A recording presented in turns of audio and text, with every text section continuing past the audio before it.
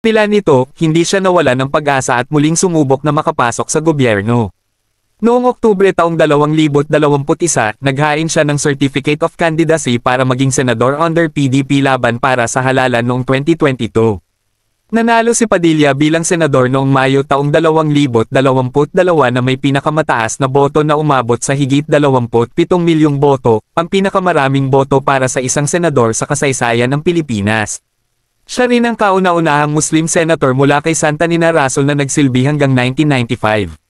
Sa Senado, itinataguyod niya ang iba't ibang plataporma tulad ng laban kontra kriminalidad at iligal na droga, pagtataguyod ng federalismo, at iba pang hakbangin para mapabuti ang kalagayan ng mga Pilipino. Personal na buhay. Si Robin Padilla ay may 4 na anak mula kay Lizelle Sicangco at 2 anak kasama si Mariel Rodriguez. Nag-convert siya sa Islam matapos makulong at nag-asawa kay Sicangco gamit ang seremonyang Muslim habang nasa kulungan pa.